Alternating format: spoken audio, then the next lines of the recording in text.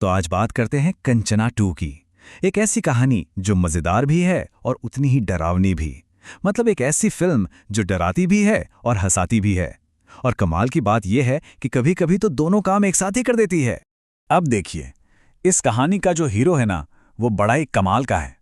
पेशे से तो है हॉरर शो का कैमरामैन, लेकिन असल जिंदगी में उसे भूतों से इतना डर लगता है कि खैर कहने की जरूरत नहीं है, स्लाइड पर सब साफ है। और यही जो मजेदार कॉन्ट्रास्ट है ना, यही इस कहानी की असली जान है। तो चलिए मिलते हैं हमारे हीरो राघव से। और एक बात पहले ही साफ कर दी जाए, जब बात भूतों की होती है ना, तो राघव से बड़ा डरपोक शायद ही कोई देखने को मिलेगा। देखिए, राघव का डर कोई ऐसी वैसी बात नहीं है। ये तो समझिए कि उसकी पूरी लाइफस्टाइल ही इसी डर के इर्द गिर्द घूमती है। मतलब नींबू मिर्च, भगवान की मूर्तियों की तो पूरी की पूरी एक फौज तैनात रहती है। और हाँ, डायपर भी, वो भी इसका एक जरूरी हिस्सा है। और ये जो लाइन है ना, मेरा तो सुसु निकल गया, ये बस एक लाइन नहीं है। ये राघव की पूरी हालत को, मतलब उसकी पूरी फीलिंग को एक बार में बता देती है। जरा सा भी डर लगा नहीं कि बस यही होता है। अब किस्मत का खेल देखिए। राघव के टीवी चैनल ग्रीन टीवी को नंबर 1 बनना है, और इसके लिए उन्हें चाहिए एक जबरदस्त हिट शो। तो आइडिया क्या आता है? एक असली भूत का शिकार करने का शो। वाह, मतलब राघव के लिए इससे परफेक्ट काम तो हो ही नहीं सकता था, है ना? कहते हैं ना, प्यार इंसान से कुछ भी करवा सकता है। और यहां भी कुछ ऐसा ही होता है। राघव जो है, वो शो की डायरेक्टर नंदिनी को पसंद करता है, और बस इसी चक्कर में वो अपने सबसे बड़े डर का सामना करने को तैयार हो जाता है। बन जाता है कैमरामैन, और पूरी टीम पहुंच जाती है एक असली भूतिया बीच हाउस में।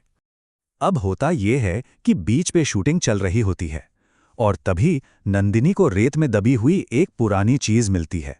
क्या? एक मंगलसूत्र।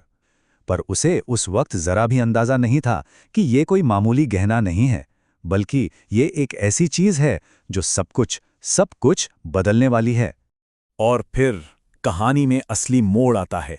घर में अजीब अजीब सी हरकतें शुरू हो जाती हैं, और नंदिनी, वो धीरे धीरे बदलने लगती है। उसका बर्ताव, उसकी आवाज, सब कुछ। ऐसा लगता है कि अब वो नंदिनी है ही नहीं, उसकी जगह कोई और है। कोई ऐसा जो सिर्फ बदला लेना चाहता है। अब तक तो पूरा क्रू बुरी तरह डर चुका था। उन्हें यह बात समझ आ गई थी कि यह मामला उनके बस के बाहर है। तो वो सब मदद के लिए पहुंचते हैं एक आध्यात्मिक गुरु के पास, ये जानने के लिए कि आखिर नंदिनी के साथ हो क्या रहा है। और यहीं से कहानी का पूरा मिजाज बदल जाता है। जो कहानी अब तक कॉमेडी और डर के बीच चल रही थी, वो अब एक बहुत ही इमोशनल और दिल दहला देने वाली कहानी बन जाती है।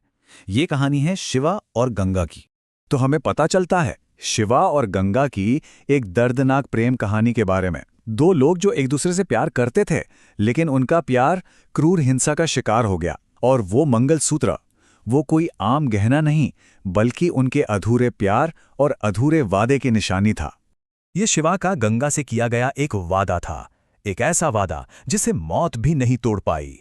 तो एक बात साफ हो जाती है, इन आत्माओं का मकसद क्रू को डराना या नुकसान पहुंचाना नहीं है।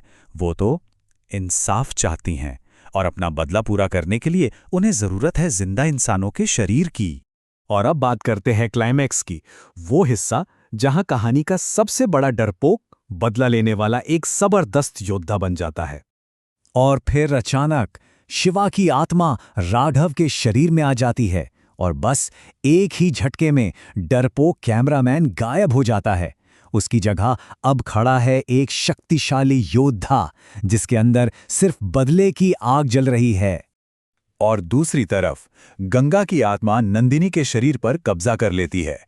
तो अब राघव और नंदिनी के शरीर में शिवा और गंगा मौत के बाद एक बार फिर साथ आ चुके हैं, अपने दुश्मनों से, अपने हत्यारों से हिसाब बराबर करने के लिए। और इसके बाद शुरू होती है एक जबरदस्त जंग, एक अलौकिक टकराव। एक तरफ हैं शिवा और गंगा की मिलीजुली ताकत, और दूसरी तरफ हैं उनके हत्यारों की काली शक्तियां। तो आखिर में बुराई का अंत होता है, हत्यारों को उनकी सजा मिलती है, गंगा और शिवा की आत्माओं को आखिरकार शांति मिल जाती है। और हमारा हीरो राघव, वो आजाद तो हो जाता है, लेकिन अब वो पहले जैसा कभी नहीं रहता। वो हमेशा के लिए बदल चुका है। तो ये कहानी खत्म होने के बाद एक बहुत ही दिलचस्प सवाल छोड़ जाती है कि जब जिंदा लोगों को दुनिया में इंसाफ नहीं मिल पाता तो क्या फिर मुर्दों को ही आगे आना पड़ता है? सोचने वाली बात है ना।